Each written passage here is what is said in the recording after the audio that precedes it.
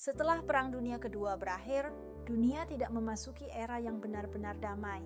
Yang muncul justru sebuah struktur global baru, lebih rapi, lebih terorganisir, tetapi juga lebih timpang. Di satu sisi, negara-negara industri di Barat menikmati kemajuan pesat. Pabrik-pabrik kembali beroperasi, teknologi berkembang, dan kesejahteraan meningkat. Namun di sisi lain, sebagian besar umat manusia hidup dalam kondisi yang sangat berbeda. Negara-negara di Asia, Afrika, dan Amerika Latin yang baru saja meraih kemerdekaan menghadapi kemiskinan, keterbelakangan, dan keterbatasan sumber daya. Mereka merdeka secara politik, tetapi belum merdeka secara ekonomi. Mereka memiliki negara, tetapi belum memiliki kapasitas negara. Perbedaan ini bukan hanya soal pendapatan, tetapi juga menyangkut tata kelola pemerintahan, kapasitas administrasi, dan kemampuan negara dalam melayani rakyatnya. Dari ketimpangan global inilah lahir sebuah keyakinan besar bahwa pembangunan dapat direncanakan, dikelola, dan dijalankan melalui administrasi publik. Keyakinan inilah yang melahirkan konsep Development Administration, administrasi sebagai alat pembangunan.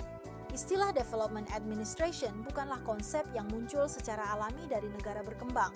Konsep ini lahir dan dibentuk dalam tradisi pemikiran Barat, khususnya Amerika dan Eropa. Konsep ini dibentuk oleh dua tradisi intelektual dan historis besar dalam pemikiran Barat, yang kemudian diekspor ke negara berkembang. Kedua tradisi ini membentuk cara pandang tentang negara, birokrasi, dan pembangunan. Tradisi pertama berakar pada perkembangan administrasi publik modern di Eropa dan Amerika Serikat sejak akhir abad ke-19 hingga awal abad ke-20. Pada masa itu, negara-negara industri menghadapi urbanisasi cepat, industrialisasi besar-besaran, kompleksitas sosial dan ekonomi yang meningkat. Tradisi administrasi publik klasik berakar pada upaya mengelola masyarakat modern secara rasional dan efisien melalui birokrasi yang hierarkis, profesional, dan berbasis aturan, dengan asumsi bahwa administrasi bersifat netral serta terpisah dari politik. Ketika tradisi ini diterapkan dalam konteks pembangunan, muncul keyakinan bahwa pembentukan birokrasi modern ala Barat akan secara otomatis mendorong kemajuan ekonomi dan sosial di negara berkembang. Administrasi dipandang sebagai mesin rasional yang bekerja berdasarkan aturan dan prosedur, di mana setiap unit dan pejabat memiliki fungsi yang jelas. Administrator harus netral, kompeten, dan berbasis keahlian, serta politik membuat kebijakan, dan administrasi melaksanakan kebijakan. Dalam praktiknya, negara berkembang tidak memiliki kondisi sosial dan institusional yang sama dengan Barat. Birokrasi sering dipaksakan menjadi modern tanpa akar sosial, dan administrasi menjadi elitis, jauh dari masyarakat. Tradisi ini gagal memahami bahwa administrasi pembangunan selalu berada dalam konteks sosial, politik, dan sejarah yang kompleks. Tradisi kedua yaitu tradisi perencanaan nasional dan perencanaan negara. Negara kemudian dipandang sebagai aktor utama dalam pembangunan dan stabilitas sosial. Dalam tradisi ini, negara berperan sebagai perencana. Pemerintah menyusun rencana pembangunan jangka panjang, dan administrasi menjadi alat implementasi rencana tersebut.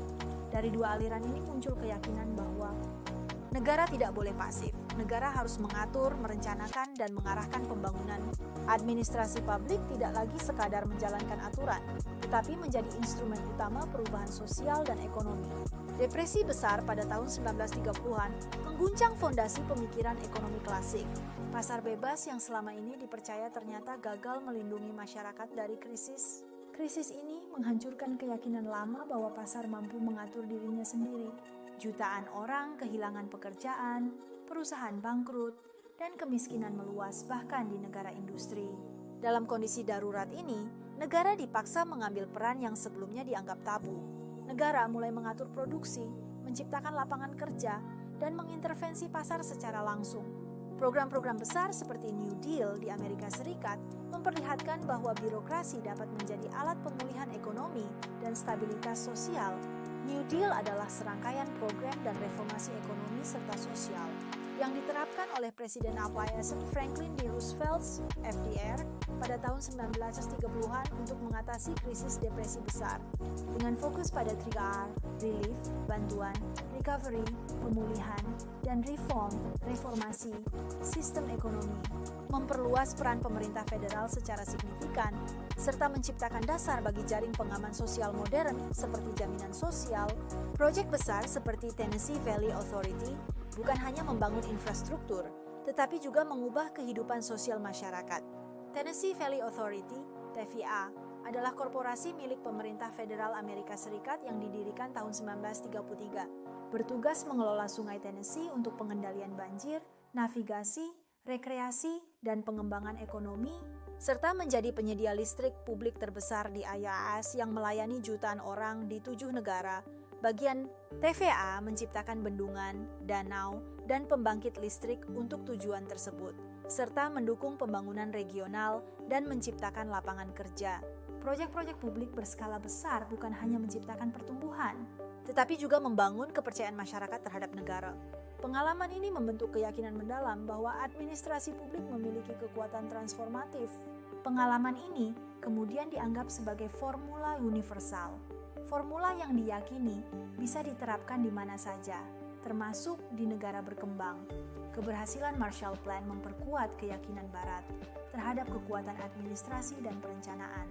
Rencana Marshall Plan, adalah program bantuan ekonomi besar-besaran dari Amerika Serikat untuk membangun kembali Eropa Barat setelah kehancuran Perang Dunia II 1948-1992, bertujuan memulihkan ekonomi, mencegah penyebaran komunisme Soviet, dan memperkuat demokrasi melalui pendanaan untuk infrastruktur, industri, dan pertanian, serta mendorong integrasi ekonomi Eropa.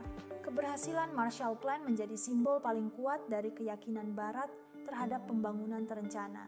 Dalam waktu singkat, Eropa Barat yang hancur akibat perang berhasil bangkit. Bantuan keuangan, teknologi, dan keahlian administratif menghidupkan kembali perekonomian. Dari sudut pandang Barat, kesimpulan yang diambil sangat sederhana.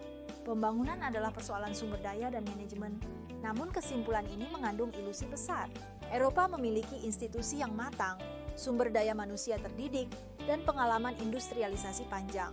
Negara berkembang tidak memiliki prasyarat tersebut. Meski demikian, Marshall Plan tetap dijadikan cetak biru pembangunan global, tanpa memperhitungkan perbedaan sejarah, budaya, dan struktur sosial. Inilah awal dari kesenjangan antara teori pembangunan dan realitas negara berkembang. Dekade 1950-an dan 1960-an adalah masa optimisme luar biasa bagi negara-negara baru merdeka. Kemerdekaan dipahami bukan sekadar bebas dari penjajahan, tetapi sebagai kesempatan untuk membangun masa depan sendiri. Negara diposisikan sebagai aktor utama pembangunan nasional. Administrasi publik menjadi simbol modernitas, rasionalitas, dan kemajuan. Para administrator diharapkan menjadi agen perubahan, menggerakkan masyarakat, mengelola sumber daya, dan menerjemahkan visi pembangunan menjadi kenyataan. Dalam suasana ini, pembangunan hampir diperlakukan sebagai takdir sejarah, sesuatu yang pasti terjadi selama negara memiliki rencana dan birokrasi. Teori pembangunan yang dominan pada masa ini memiliki pola pikir linear dan deterministik. Semua masyarakat diasumsikan bergerak dari tradisional menuju modern. Pertumbuhan ekonomi menjadi indikator utama keberhasilan. Modernisasi disamakan dengan adopsi nilai, institusi, dan teknologi Barat. Kekurangan dari pandangan modernisasi yang disamakan dengan adopsi nilai, institusi, dan teknologi Barat terletak pada sifatnya yang reduksionis, ahistoris, dan tidak kontekstual. Karena menganggap pengalaman Barat sebagai standar universal bagi seluruh masyarakat. Pendekatan ini mengabaikan perbedaan sejarah, budaya, struktur sosial, dan kondisi politik negara berkembang, sehingga sering menghasilkan kebijakan dan institusi yang bersifat tiruan, tanpa akar sosial yang kuat. Akibatnya, lembaga-lembaga modern yang diadopsi seperti birokrasi, sistem hukum, atau mekanisme pasar tidak berfungsi secara efektif karena tidak selaras dengan nilai dan praktik lokal.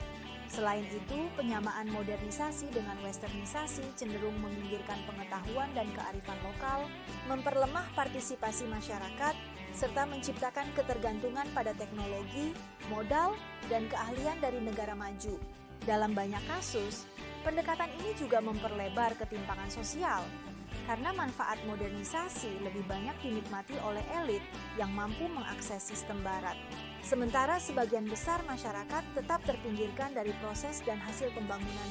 Dalam kerangka ini, administrasi publik dipandang sebagai mesin teknis yang bertugas mengimplementasikan rencana pembangunan tanpa mempertanyakan nilai atau tujuan, politik, budaya, dan konflik sosial dianggap sebagai gangguan yang harus dikelola, bukan dipahami. Paradigma ini memberi legitimasi besar pada birokrasi, tetapi juga menanam benih kegagalan jangka panjang. Seiring waktu, janji pembangunan tidak terwujud bagi sebagian besar rakyat. Pertumbuhan ekonomi tidak menjamin kesejahteraan. Ketimpangan sosial semakin tajam. Birokrasi yang dirancang untuk melayani rakyat justru sering menjadi alat kekuasaan dan kepentingan elit. Korupsi, inefisiensi, dan alienasi masyarakat dari negara semakin meluas. Pertanyaan fundamental pun muncul. Apakah pembangunan benar-benar bertujuan untuk manusia atau hanya untuk mempertahankan sistem global yang timpang? Kegagalan praktik pembangunan memicu krisis intelektual. Para pemikir dari negara berkembang mulai menantang paradigma barat. Mereka menunjukkan bahwa keterbelakangan bukanlah kondisi alami, melainkan hasil dari sejarah kolonial dan struktur ekonomi global. Development Administration tidak lagi dipandang netral, tetapi sebagai bagian dari mekanisme kekuasaan internasional. Disiplin ini kehilangan kepastian teoritis dan arah normatif. Memasuki dekade 1980-an, optimisme pembangunan runtuh, krisis utang, resesi global, dan kegagalan negara memperburuk kondisi. Banyak negara berkembang justru mengalirkan sumber daya ke negara maju untuk membayar utang dan bunga. Development Administration yang dulu diagungkan kini dipandang sebagai simbol kegagalan. Dunia pembangunan memasuki era pesimisme dan refleksi. Runtuhnya teori administrasi pembangunan dan munculnya pesimisme pada dekade 1980-an merupakan hasil dari akumulasi kegagalan praktik pembangunan selama 3 dekade sebelumnya, serta perubahan besar dalam konteks ekonomi dan politik global. Secara empiris, model administrasi pembangunan yang menekankan perencanaan terpusat, birokrasi teknokratis, dan pertumbuhan ekonomi terbukti tidak mampu mengatasi kemiskinan, pengangguran, dan ketimpangan sosial di banyak negara berkembang. Sebaliknya, birokrasi sering menjadi tidak efisien, korup, dan terpisah dari kebutuhan masyarakat.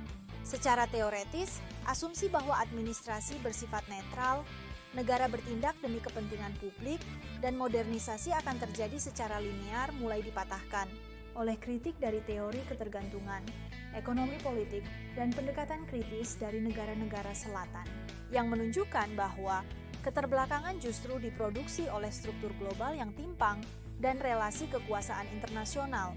Krisis ekonomi dunia pada akhir 1970-an dan awal 1980-an ditandai oleh krisis minyak, inflasi, resesi global, serta ledakan utang luar negeri semakin memperparah keadaan karena banyak negara berkembang terjebak dalam krisis fiskal dan harus tunduk pada program penyesuaian struktural yang melemahkan kapasitas negara dan administrasi publik. Dalam konteks ini, administrasi pembangunan tidak lagi dipandang sebagai solusi, melainkan sebagai bagian dari masalah, sehingga optimisme yang pernah menyertai pembangunan pada 1965-70-an runtuh dan digantikan oleh pesimisme mendalam terhadap kemampuan negara dan birokrasi dalam mendorong pembangunan yang adil dan berkelanjutan. Pembahasan video ini menunjukkan bahwa lahir, berkembang, dan runtuhnya administrasi pembangunan tidak dapat dilepaskan dari konteks sejarah global pasca Perang Dunia Kedua, serta dominasi pemikiran dan pengalaman negara-negara Barat. Administrasi pembangunan muncul dari keyakinan kuat bahwa ketertinggalan negara-negara baru merdeka dapat diatasi melalui perencanaan negara, birokrasi modern, dan penerapan prinsip-prinsip administrasi rasional yang telah berhasil di negara industri. Dalam kerangka ini, pembangunan dipahami sebagai proses linier menuju modernitas, sementara administrasi publik diposisikan sebagai instrumen teknis yang netral, efisien, dan mampu mendorong perubahan sosial ekonomi secara terencana. Optimisme tersebut semakin menguat melalui keberhasilan negara-negara Barat dalam mengatasi krisis ekonomi dan membangun kembali Eropa melalui intervensi, negara, dan program pembangunan berskala besar yang kemudian dijadikan model universal bagi negara berkembang. Namun, perjalanan sejarah memperlihatkan bahwa asumsi-asumsi dasar administrasi pembangunan tersebut tidak sepenuhnya sesuai dengan realitas negara-negara berkembang. Modernisasi yang disamakan dengan adopsi nilai, institusi, dan teknologi Barat mengabaikan perbedaan mendasar dalam sejarah kolonial, struktur sosial, budaya, dan kapasitas institusional. Birokrasi yang dirancang sebagai agen pembangunan seringkali berkembang menjadi organisasi yang elitis, sentralistis, dan jauh dari masyarakat, Sementara perencanaan pembangunan yang bersifat top-down gagal menangkap kebutuhan nyata rakyat. Alih-alih menghasilkan kesejahteraan yang merata, pembangunan justru kerap melahirkan ketimpangan, kemiskinan struktural, serta memperkuat posisi elit politik dan ekonomi. Dalam kondisi ini, administrasi publik tidak lagi dipandang sebagai alat pembebasan, melainkan sebagai bagian dari mekanisme kekuasaan yang mempertahankan ketidakadilan. Krisis ekonomi global pada akhir 1970-an dan 1980-an, termasuk krisis utang dan kebijakan penyesuaian struktural, semakin memperlemah kapasitas negara dan memperdalam pesimisme terhadap peran birokrasi dan perencanaan negara dalam mendorong pembangunan. Dengan demikian, video ini secara keseluruhan menegaskan bahwa 4 dekade pertama, administrasi pembangunan merupakan fase eksperimen besar yang penuh harapan, tetapi juga syarat kegagalan dan kontradiksi. Pengalaman ini mengajarkan bahwa pembangunan tidak dapat direduksi menjadi persoalan teknis administrasi atau pertumbuhan ekonomi semata, dan bahwa negara serta birokrasi tidak pernah berdiri di luar konteks sosial dan politik